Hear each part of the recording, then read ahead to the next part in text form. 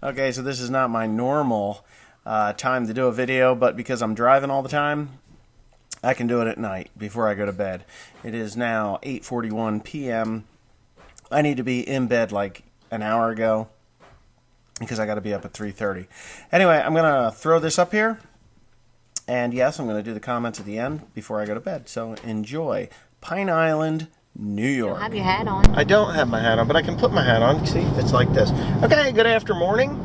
Me and Teresa are on our way up to Montgomery, New York. I have a farm that I need to bale corn fodder on up there. We will be leaving tomorrow morning with the equipment. We're going to drive it up from New Jersey. It's 99 miles one way. We'll probably get there around 1 o'clock in the afternoon. And I don't know if we'll start shredding and baling, but we're going to have the equipment up there. Teresa's going to pick us up and bring us home after that. But we're in Pine Island, New York, and this is the onion capital of the world. And I'm not really going to do too much video right now because I want to get to my destination. What we're doing is a dry run. You can pan out there. This is some of the smaller bits and pieces of this ground, but you can see this is probably the north end of the flat black ground. But it is there, and yeah. So what it is a swamp. It's a swamp that they drained probably 150 years ago, and it is fertile soil. And you'll see these hillside fields like this one here and there. I will be getting out of the car, and when I get back down here, but I just need to get to where I'm going and see what the corn fodder looks like. I'm told that it's on dry, hard ground. I've been there already, but I didn't go this route because I took the highway, but I can't take balers, shredders, and stackers up here without the, I can't take them on the interstate. So we decided we would take the county road route, and my telephone GPS took me perfectly, the perfect route so far. Haven't hit any light bridges, haven't hit any low overpasses, and we've done pretty good here. We're 25 minutes away from our destination. But when I come back down through here, I'm definitely going to stop and show this beautiful black dirt. And it is black. I mean, it is as black as the ace of spades, this stuff is. That down there had a little bit of a lighter color to it, but this is blacker. And I know that Thomas Blakner, if I'm probably butchering his last name, he watches my channel. He was raised here, and I figured that it would be nice if he could see a bit of home. And but anyways, yeah, so we're going to actually do a little bit of a detour when we come back up through here, and we'll go out into it if there's a road out there. So stay tuned. Oh, look at that, look at that, look at that. Oh, pretty. See how now they're working that. Nice. We're in, Florida, New York is that way. But look how beautiful black that is. Black. Yeah. So yeah. I wonder. Okay, as promised, I'm out of the truck. I want to walk down here. I don't want to get myself stuck in because this stuff is like, if you look at it, it's like peat moss. And I don't know what that crop is there, what was left of it. It was something. I'm not sure what it is. It's soft. Don't get in there. Yeah, and they've got these drainage ditches, and you can see as they work it, it's like peat moss, this soil. Weird looking. It is weird looking. Whatever that is. I ain't jumping across there, but the other side of the road would be easier. I guess you can look at it here. Look. See how black that is? Just as black. It's crazy. Somebody yelling? There's a dog. Yeah, I'm going to walk across the field here. Walk across the road. See? There is a drainage ditch there, too. It's all the same. Let me, oh, it feels weird, too. Oh, it's dry. This is crazy. Look at that. Some of the blackest dirt I've ever seen. Down south of Okeechobee, Lake Okeechobee in wow, I thought it was going to be like gumbo, like really sticky, wet. It looks wet, but it drains really well. That's something. I don't want to get, I'm off the beaten path there. I'm not supposed to be on there. It's somebody's private property, obviously. But, maybe you wouldn't believe it. That stuff is bone dry. The what? That ground. It looks wet, doesn't it? Uh-huh. It does. It looks like mud. It's not. It's bone dry. So this goes on for thousands and thousands and thousands of acres. You're gonna have to turn around, my dear. Why? Because this is not a route. I don't care. So they just they have worked it up. Proceed to the route. And I thought, if you get out in there, you're Proceed gonna. to the route. Well, this thing's really having a cantankerous fit. Proceed So, to the route. I think I said this already. This is the onion capital of the world. They look like they had tomatoes in there, right? That's tomatoes. They're tomatoes. They had to have tomatoes. Yeah, they're tomatoes. Well, they filled that in. What are you complaining about, boy? He wants out. He's been in that You want out? shit for hours. All right, I'm going to shut this off. Okay, I just had a little bit of an argument with Teresa as to what that was. I said scallions, and she says, they're not scallions, but they're chives. That's a field of chives. So that's what that is. Yeah, you get to see some neat stuff down here. So there's corn there. And I don't know if you'd be able to see this very well. Oh, shut up, computer. It's like, proceed to the route. Proceed to the route. Proceed to the route. Proceed to the Sound like route. Pelosi. Yeah. Proceed to the route. I don't like Donald Trump, but you better proceed to the route. You better proceed to the route. If you don't proceed to the route, we're gonna impeach you. Okay, is that what it says? We're gonna impeach you. Okay, so that's sod.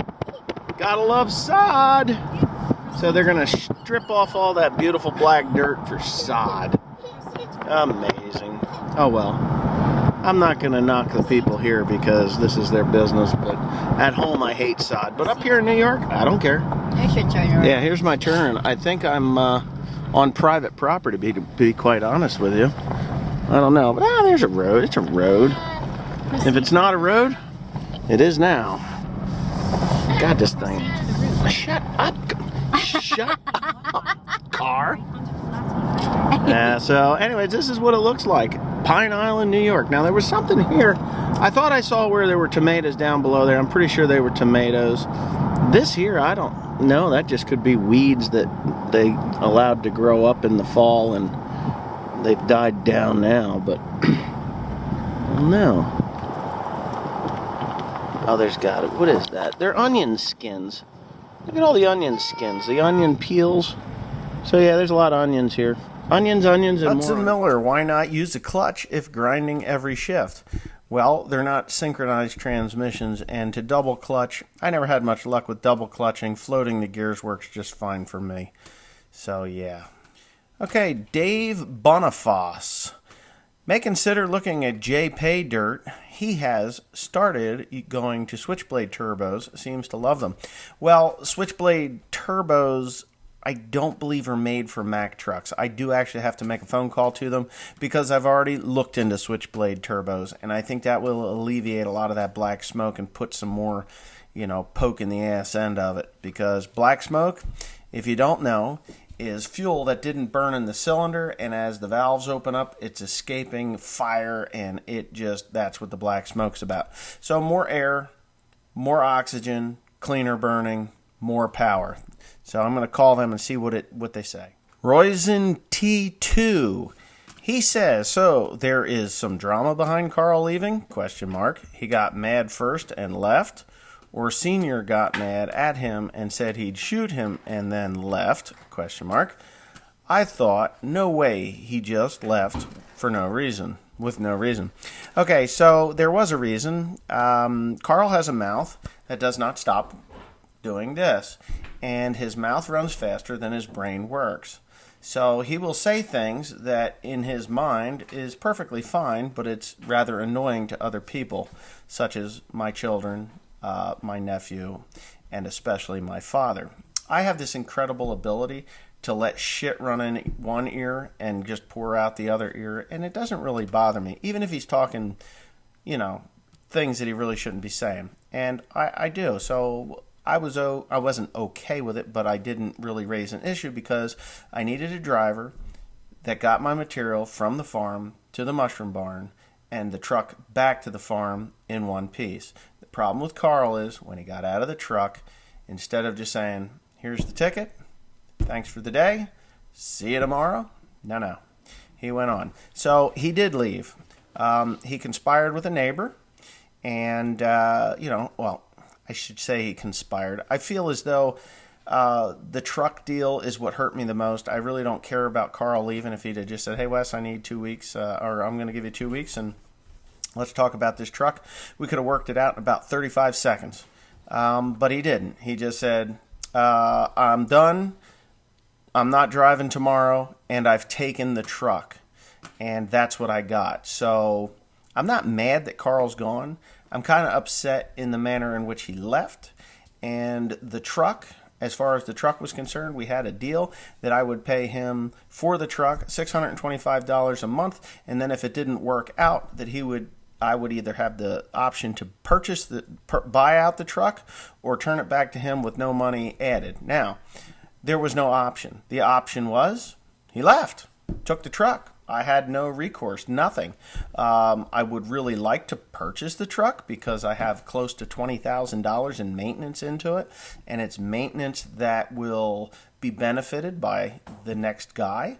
And kudos to him. I mean, if he can deal with Carl and he gets the truck, then great. But I'm not exactly satisfied in the manner in which he left. I think he owes me some money back on radiator that he broke when he ran off the edge of the driveway at the farm. Bearings that on the bottom end of that engine that have probably 800,000 miles left on them, and new fuel injectors which probably have about the same 800,000 miles worth of life left to them, and a $6,000+ worth of tires that are on that truck that have probably 250,000 miles worth of wear left on them. That's what bugs me. And if he would have talked to me before he left, there really would be no video about it. It would have been, thanks for your service, Carl. Thanks for everything you did. I know that you and my dad didn't get along very well. That's your fault, not mine. But there you go. So, Royson T2, that is the whole ball of wax. Another reason that he left, not because anybody threatened him. Nobody threatened him with anything. He felt that I would no longer be able to pay him if I take on these out-of-state jobs, which is so far from the truth, it's not even funny. There were some other things. There was an agreement that me and Carl had pertaining to money, and at some point in the 54 months or the 55 weeks that he worked for 55 months that he worked for me, somewhere's in there that changed, and then it became a problem. So instead of addressing me with that concern, he didn't. He let it manifest in his brain. He made up some stuff, got himself to believe it, and he walked away. So there it is. Thanks for watching. This is probably the last I'm going to talk about this unless somebody asks me a true legitimate question about why Carl left. But other than that, have a great night. I will see you maybe tomorrow night. I'm not 100% sure, but I've enjoyed it. Have a nice night.